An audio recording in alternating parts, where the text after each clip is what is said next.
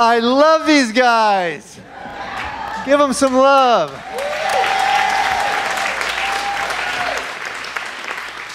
Whew, I'm out of breath.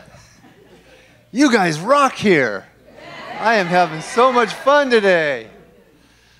All right, so how many people here, by a show of hands, have something, anything that you're grateful for today? Anyone in the building? I thought so. It's unanimous. So, but I'm not convinced. So I want to hear what it is you're grateful for. So one at a time if you can. Shout it out. My son. CSLDallas. Somebody said that in the first service. Sunshine. Light. Health. Life. Family. Everything, right? We're grateful for everything. What's that? Friends. All right, beautiful, beautiful. All right, well, I'm convinced now, but I'm not complete. I want to really feel the energy of your gratitude. So if you're willing and able, I want you to stand up with me.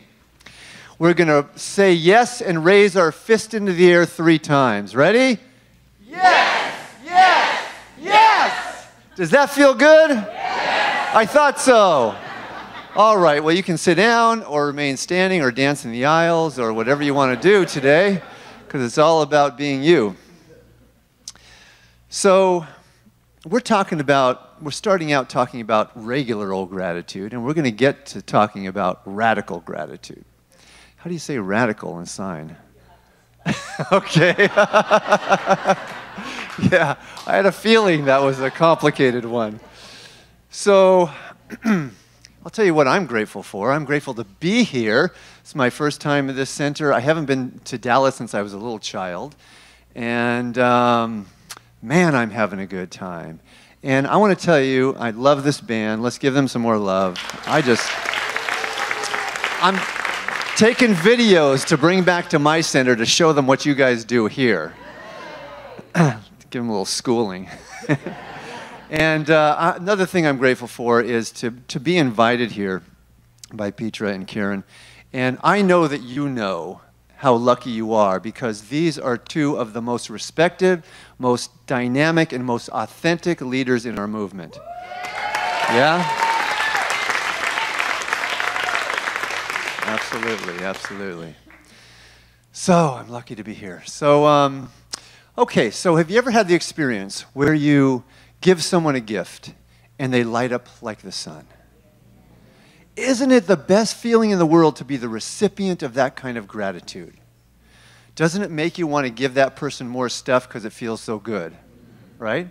And so guess what? The universal presence feels the same way as you. The more we say yes to our good, the more good the universe wants to throw upon us. Yes? Yes. Wow, good yes. I like that.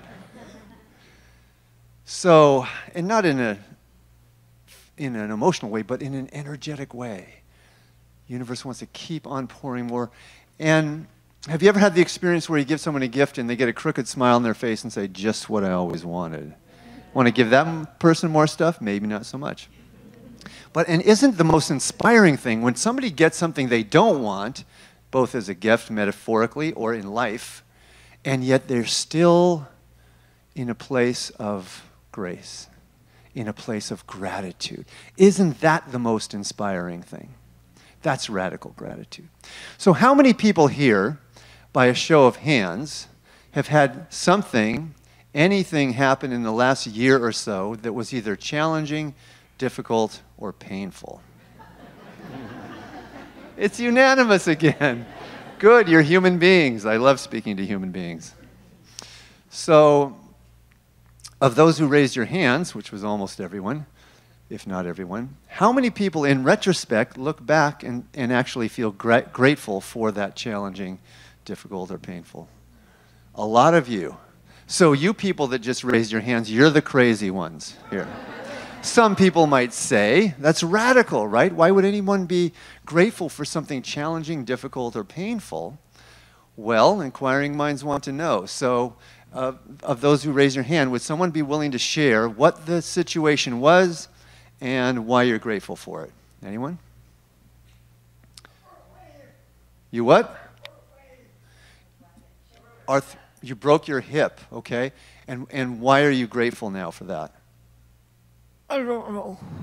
You don't know, okay. But you're grateful. You're open to that. I'm going to talk about that. That's very powerful. One other lady had her hand up. Yes? Is it you? Yeah? You? Somebody over here. Yeah. I can speak loudly. I guess somebody I was going out with that we ended up splitting up. And tough when I went through it, and then I realized was not at all the person that I was meant to be with. Thank God you got rid of him. All right. So we could just do this all morning, but I'm kind of being paid, so I better do some speaking myself here. So I'll tell you about the story of how The Magic of the Soul became the book that it became, okay? Started out writing a book called The Magic of the Soul. The subtitle probably would have been How to Manifest What You Want in Life. That's the intention I had for it. Became a very different book by the time I finished it. So, and I felt I was really good at manifestation. That's why I figured I could be an authority in this subject. I had manifested a wonderful career in the publishing industry, making a six-figure income at Sage Publications. I had a wonderful marriage of 13 years that was going strong. I was healthy, I was strong, I was an athlete, a tennis pro in my 20s, and I'm 40 years old at this time as I'm writing the book, and a funny thing happened on the way to The Magic of the Soul.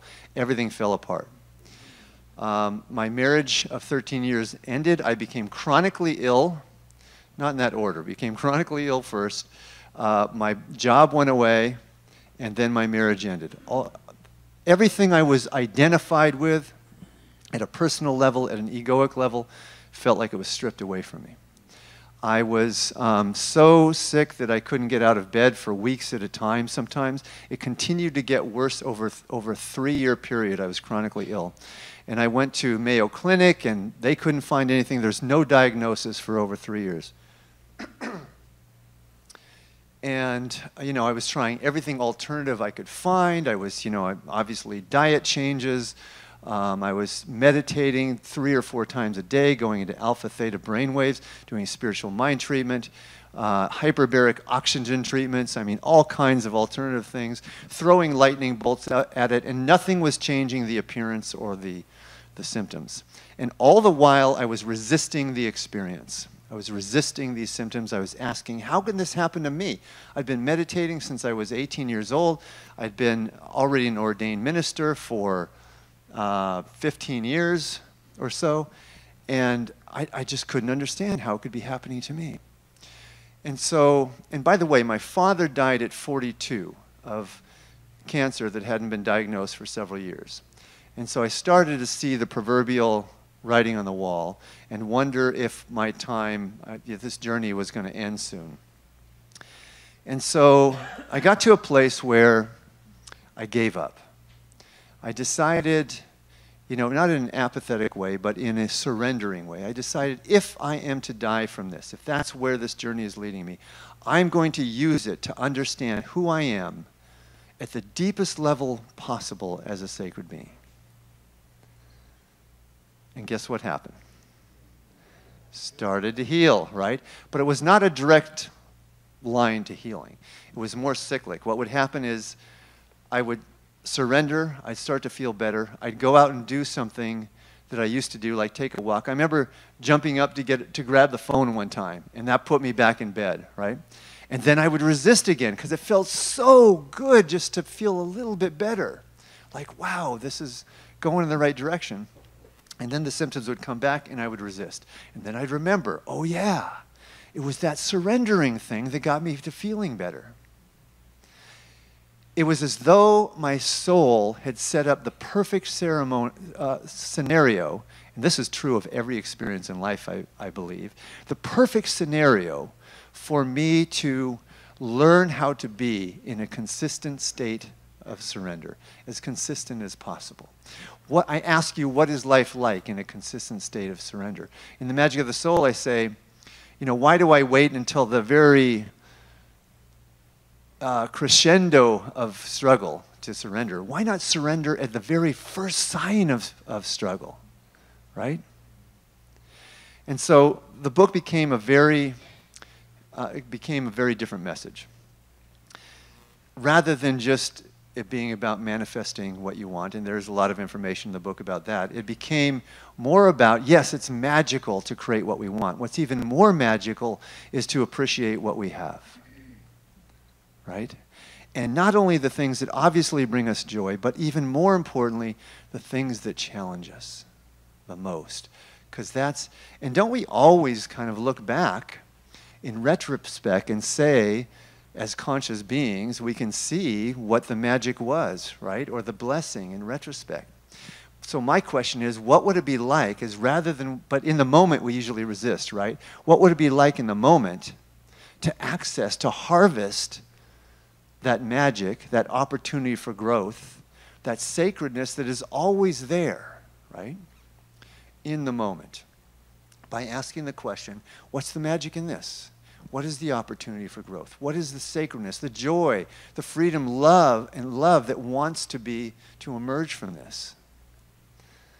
So this is how I write about it in The Magic of the Soul.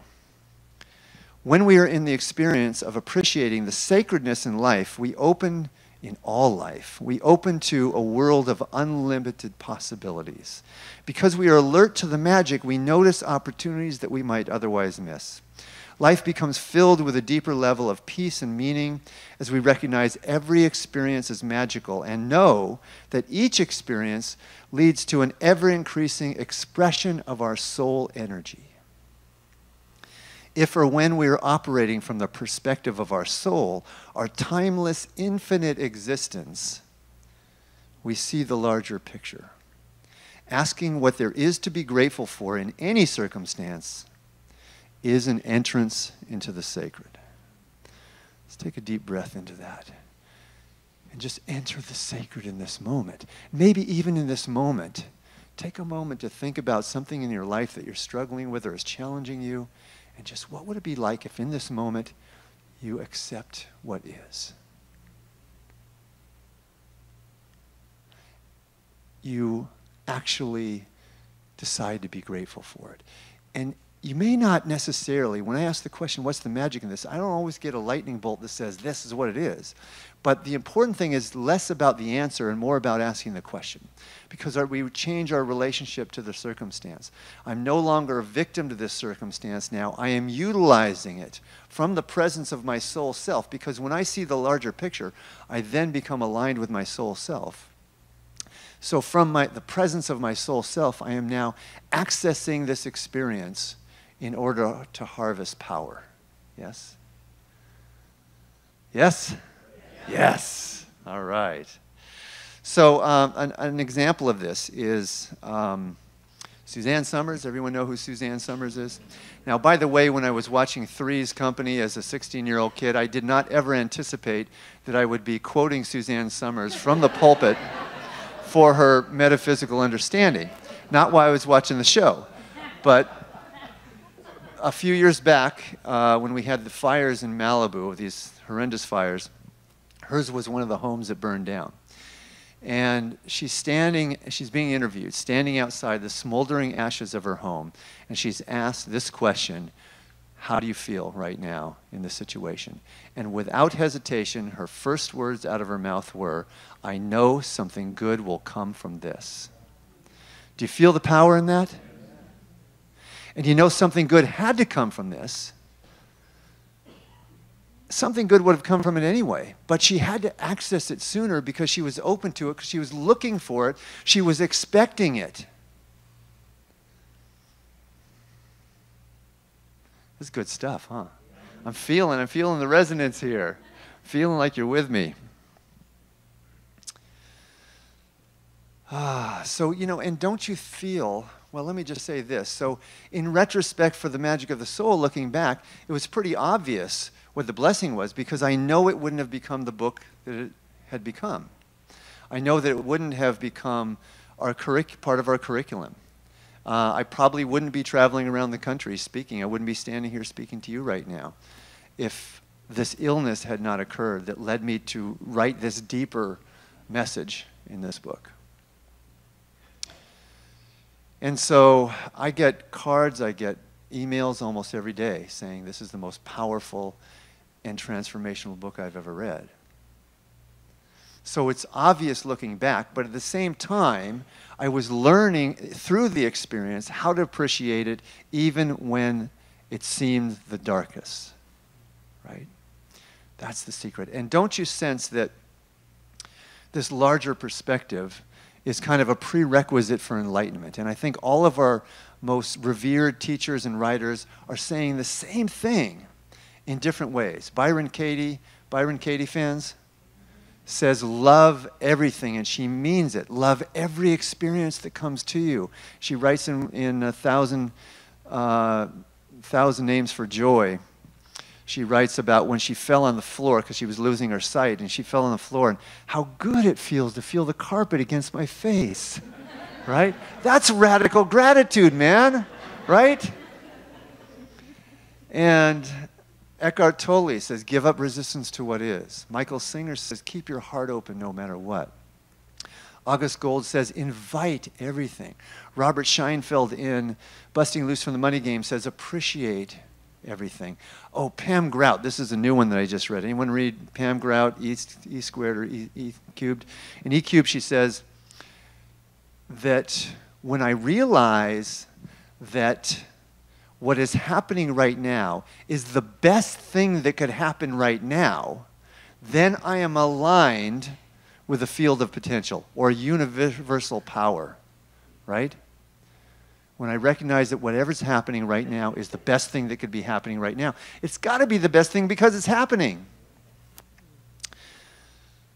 So I'll share with you another way this kind of plays out. So the Primal Fire Intensive. Now I've added something to the title, the Primal Fire Spiritual Awakening Retreat. So I've done this all over California and many places in Canada. And 5 years in a row, I did it at a place in Canada in Saskatchewan with a friend of mine and client who owns a equine assisted learning center, which is a fancy name for a farm with horses. And but these are very interesting horses because they've been trained to work with humans to teach us about our own authenticity, to upgrade the level of authenticity. And so we're preparing for the seminar, and this wonderful woman from Ireland named Kate and I were asked by Carol to go into the barn and help tidy things up before the seminar. So we go into the barn, and we're baling hay into this pit. And there were these heavy cement blocks that we had to remove, and there are like slats in between. So we're like baling this hay in there, and apparently there were pigs in there before, and their excrement would go through the slats into this big pit. So we're baling this hay in there, and we have to kind of stuff it down to fit it all in. So Carol says, as I'm kind of stomping on it in this one area that was pretty well compressed and that was kind of working, she said, be careful, you don't want to fall in there. And I said, don't worry, I got this, I'm an athlete, I can handle it. So so I'm baling it in, and then I go over this other area where it wasn't so compact, and I go from 6'1" to 4'1" in a nanosecond. And I didn't fall in, but I did fall down and back on my back. And so I have to preface this, whether you remember the Pink Panther movies with Peter Sellers as the bungling Inspector Clouseau. So the way Kate described it then is, here I am baling hay with this famous author, and he just did this really stupid thing. And, you know, I'm feeling kind of awkward because I don't know how he's going to react. I don't know what to say. I don't know what he's going to say. So I just kind of slowly got up and turned around, dusted myself off, and said, every move I make is perfectly planned.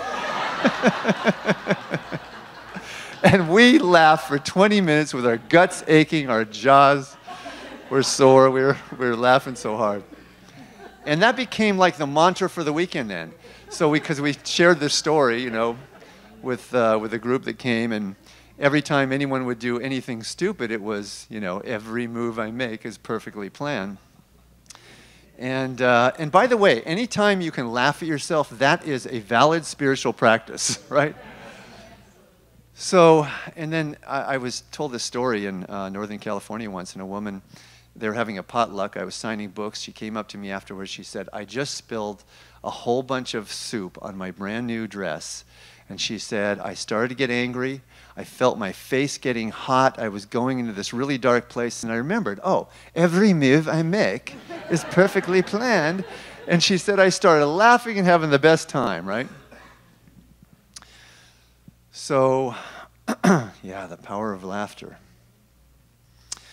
Robert Scheinfeld in Busting Loose from the Money Game, the second best book on the market after The Magic of the Soul, is he says something very interesting. He says we're creating our reality because so much of our movement and self-help is about the law of attraction. He says we're creating our reality not from the presence of our personal self as much as from the presence of our expanded self, our soul self, right?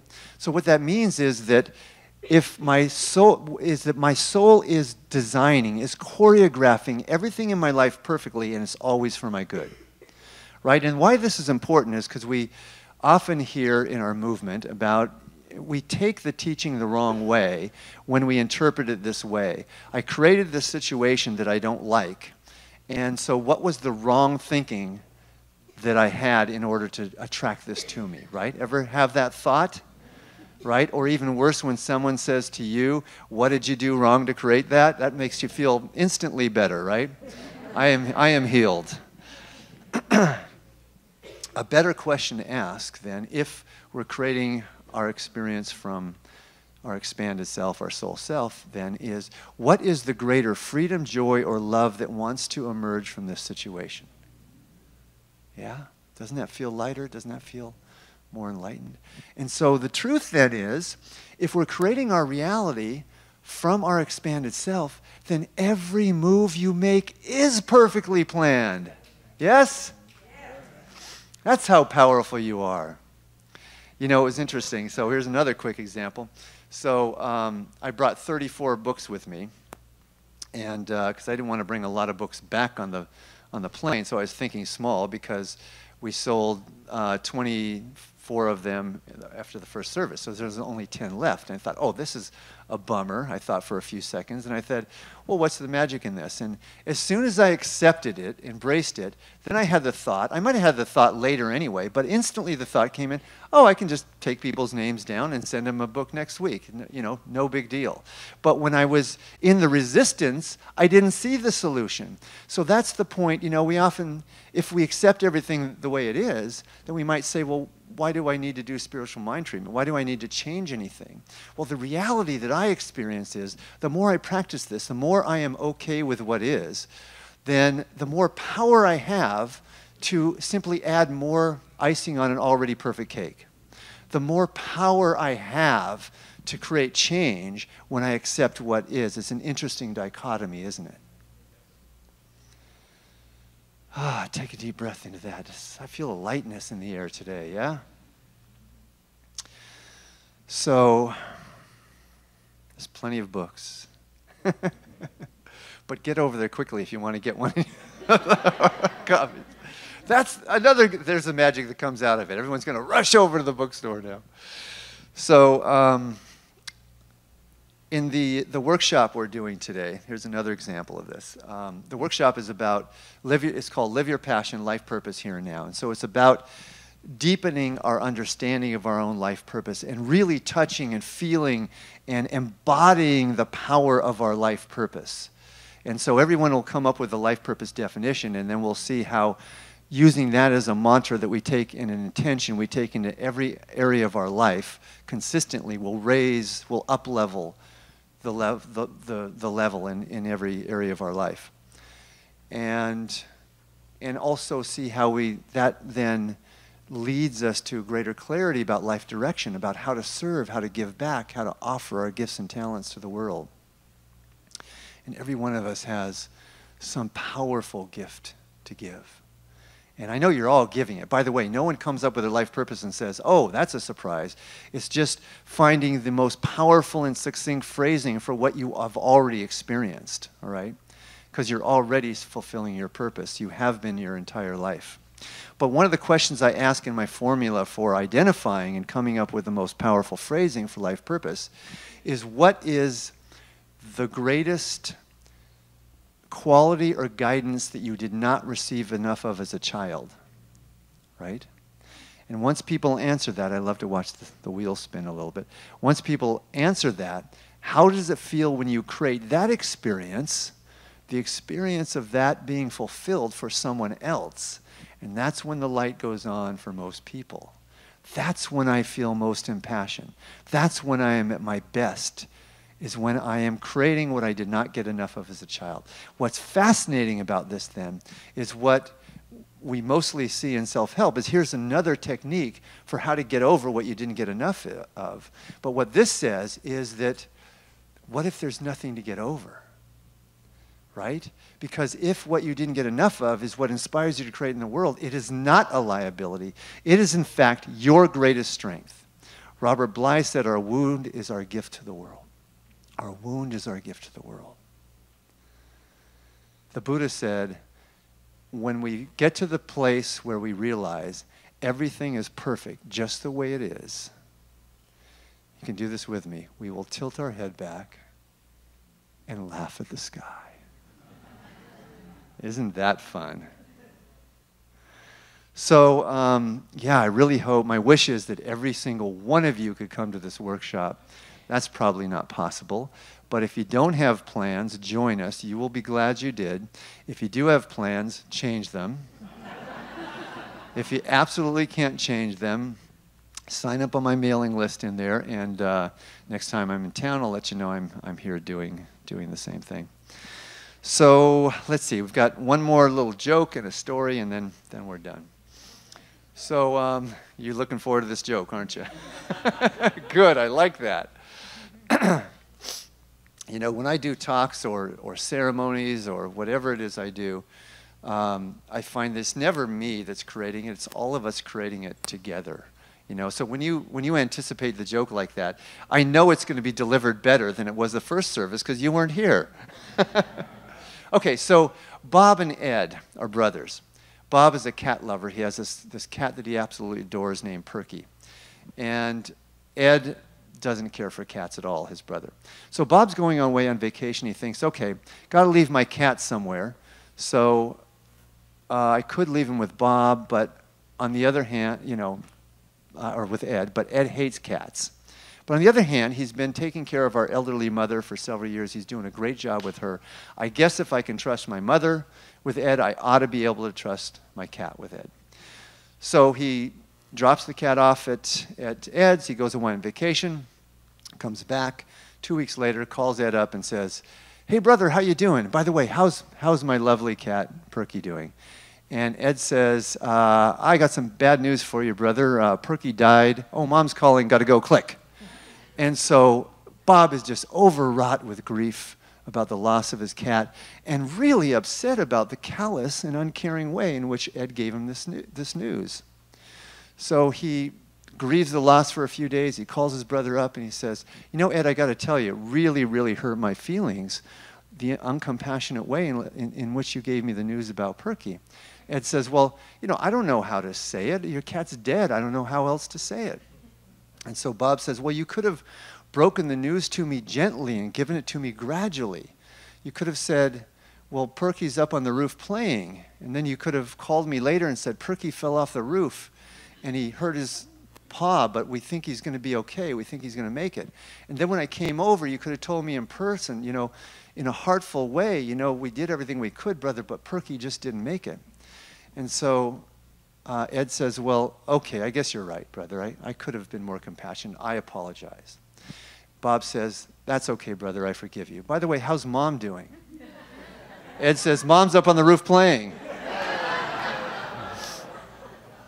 See, it was better than the first service, right? I told you, thank you, you did that. All of you did. So the practice then is that I'd like to offer you for the next week is every time you feel any discomfort of any kind, ask the question, what is the magic in this situation? Whether it be a physical pain, whether it be an emotional upset, what's the magic in this, or what's the opportunity for growth? What is the greater love, joy, or freedom that wants to be harvested from this? And just see what happens. Notice what happens. Again, it may not be, you may not get an answer, but you will change your relationship to the situation. Once I gave this lecture, and the next day I stubbed my toe in a really hard, difficult way, and I said, what's the magic in this? Because sometimes you have a different emphasis, right? And instantly, I went into a state of bliss because I was connecting with the divine. I was connecting with my soul power in that moment, and the pain dissolved completely. That is the power that we have. Speaking about the power that we have, somebody in the class earlier was saying, if an octopus can grow a new tentacle after it's chopped off or dismembered, can a human being? And I say yes, right? I say yes. Now, maybe it hasn't happened yet, but as soon as it does, it'll start happening everywhere. Once we have an image of it, once we have a model for it, right? This is how powerful. I'm going to paraphrase something from Busting Loose from the Money Game. Again, my second favorite book by Robert Scheinfeld. He says, who you really are, is an infinite, omnipotent being. That anything that you want to create, you have the power to create it with a snap of your fingers instantly. That no concept of power that you have ever entertained comes anywhere close to the power available to you at this very moment. That if you took all the power in every man-made thing there is, and all the iPhones and all of the nuclear power plants and the nuclear bombs and the airplanes, the jets, the rockets, and combined them with the power in the earth herself, in Mother Earth, the earthquakes, the tornadoes, the hurricanes, and gathered all that power up, magnified it 1 billion times, that would be a speck compared to the power available to you sitting right here in this seat. Isn't that amazing that we can agree with that, even though it's a radical concept? Even though it makes no sense logically, I have never seen anyone shaking their head, that ain't true. It's like we're in the energy of that. Did you feel the energy in the room just raise as we all collectively stepped into the vibration of that? Because intuitively, we know it's true. We cannot, when we hear truth, we cannot deny it, right? That's how powerful we are. So last story. I was speaking at a Silomar, and it was when the book had just been published or had just come out as curriculum, and people were coming up to me and thanking me for writing it, ministers, students, practitioners, and one minister gave me the most powerful compliment ever. She put her hands on my shoulders. She looked me in the eyes and she said, Patrick, I want to thank you for writing this book. I was into the 3rd week of teaching it. There's a very respected minister in our movement. She said, we're in the 3rd week of teaching it, and I was diagnosed with breast cancer. She said, we were right at the point in the book where it talked about loving ourselves unconditionally, loving our own vulnerability, loving our own capacity to bring on illness, because it's all part of the human experience. It's all part of love unfolding love, as I like to call it. And she said, if it wasn't for that synchronicity, I would have judged myself for having contracted this illness. I would have beat myself up for having the wrong thinking that brought this to me. She said, as a result of that synchronicity and my and the invitation to be compassionate and gentle with myself in that time, I absolutely know that I would not have healed as quickly and as completely if it wasn't for that synchronicity. So that's the power that we have. You know, someone after the first service, and I talked about radical gratitude in that service, said, you know, my husband died 11 months ago. And I think that is the most difficult of our life challenges, right? Is when we lose someone close to us. And I would never say to that person or someone in that situation, what's the magic in this? That's not compassionate. But I intuit what it is, and what I often say is something like, I know that your sadness and your tears and your grief are a beautiful testimony to the love that you have for this individual. And you see, what happens then is it doesn't take the pain away, but it just can help to facilitate the experience, the deeper experience of love that's there at the heart of the pain. That's what I always find when I ask what's the magic in my pain, is that the deepest level of my pain is where I find my deepest love. And that's who we are. We are love. Thank you for being here. Thank you for being you. I love you.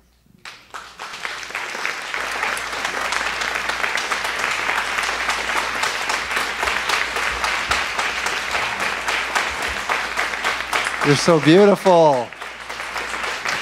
So magnificent.